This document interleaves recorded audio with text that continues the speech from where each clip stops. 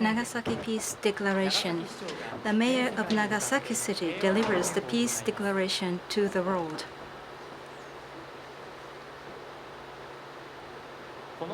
The copies of the declaration will be sent out to the heads of all UN member states, as well as to local governments in Japan.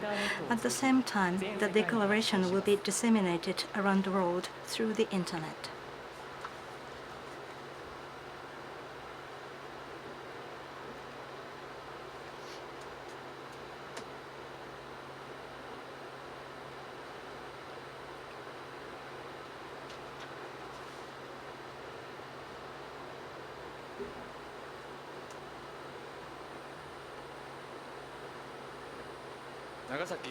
Nagasaki Peace Declaration. At 11:02 a.m. on the 9th August 1945, a single atomic bomb instantly reduced Nagasaki to a ruin. A vast amount of radiation passed through people's bodies, and the city was struck by heat rays and a blast that defy imagination. 74,000 of the city's population of 240,000 people were killed. A further 75,000 individuals sustained injuries. It was said that vegetation would not grow for at least 70 years. However, today, 70 years on, this hill in Murakami, which was once a ruin, is now enveloped in greenery.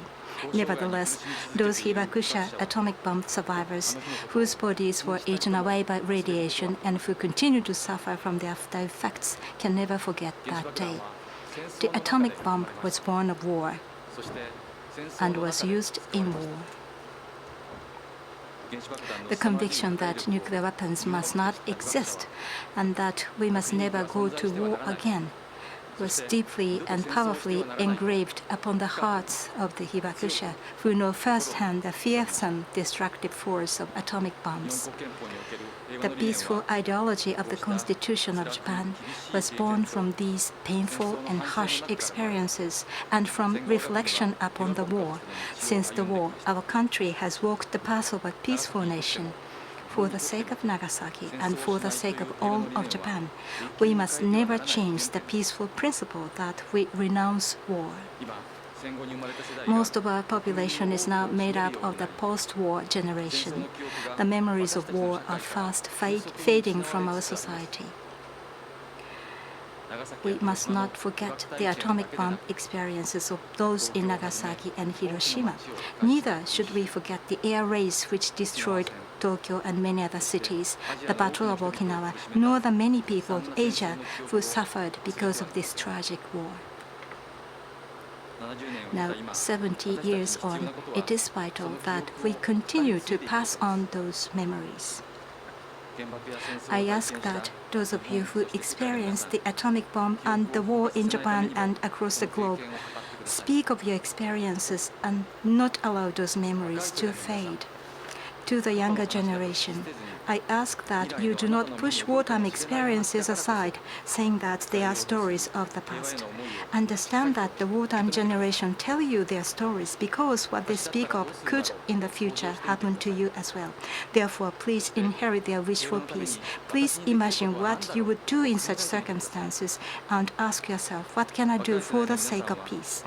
You, the young generation, have the power to transcend national borders and create new relationships. The greatest power to realize a world without war and without nuclear weapons lies inside each and every one of us. Listen to stories of the war. Sign petitions for nuclear abolition and visit atomic bomb exhibitions. Together, these individual actions can create a much larger power. In Nagasaki, the younger generation, which includes second and third generation Hibakusha, are inheriting the wish for peace and are taking action. Our individual strengths are the greatest power in realizing a world without war and without nuclear weapons. The power of civil society is the power to move governments and to move the world. In May of this year, the review conference of the parties to the Treaty on the Non-Proliferation of Nuclear Weapons (NPT) ended without the adoption of a final document. However, the efforts of those countries which are attempting to ban nuclear weapons made possible a draft final document which incorporated steps towards nuclear disarmament. I ask the following of the heads of the NPT member states. Please do not let this review conference have been a waste. Please continue your efforts to debate a legal framework such as the Nuclear Weapons Convention at every opportunity, including at the General Assembly of the United Nations. Many countries at the review conference were in agreement that it is important to visit the atomic-bombed cities of Nagasaki and Hiroshima. Once again, I make a call from Nagasaki. I address President Obama, heads of state, including the heads of the nuclear weapon states, and all the people of the world. Please come to Nagasaki and Hiroshima and see for yourself exactly what happened under those mushroom clouds 70 years ago. Please understand and accept the message of the hibakusha, who are still doing their best to pass on their experiences, not simply as victims, but as members of the human race. I appeal to the government of Japan. Please explore national security measures which do not rely on nuclear deterrence. The establishment of a Northeast Asia nuclear weapon-free zone, as advocated by researchers in America, Japan, Korea, China, and many other countries, would make this possible. Fix your sights on the future, and please consider a conversion from a nuclear umbrella to a non-nuclear umbrella. This summer, Nagasaki held an international youth peace forum where young people from 122 different countries and regions considered and discussed peace. In November, Nagasaki will host the Pugwash International Conference for the first time. At this conference, which was inspired by Albert Einstein, who understood the terror of nuclear weapons, scientists from all over the world would gather, discuss the problem of nuclear weapons, and convey a message of peace from Nagasaki to the world.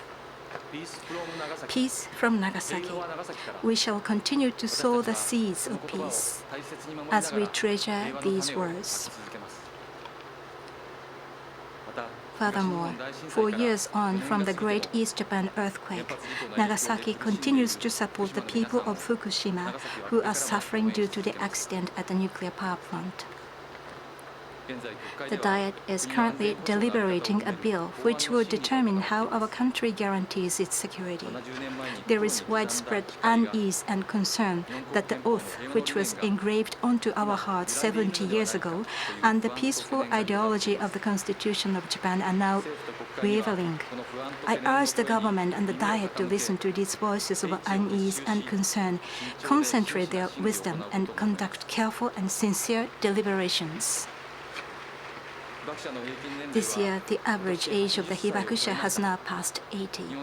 I strongly request that the government of Japan fulfill its responsibility of providing substantial care that conforms to the actual needs of the hibakusha and increase the extent of the area acknowledged as being exposed to the atomic bomb while those who are there are still alive.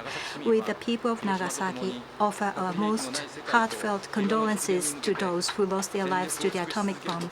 We hereby declare that together with the citizens of Hiroshima, we shall continue to use all our strengths to achieve a world without nuclear weapons and the realization of peace. Tomihisa Taue, Mayor of Nagasaki, August 9, 2015.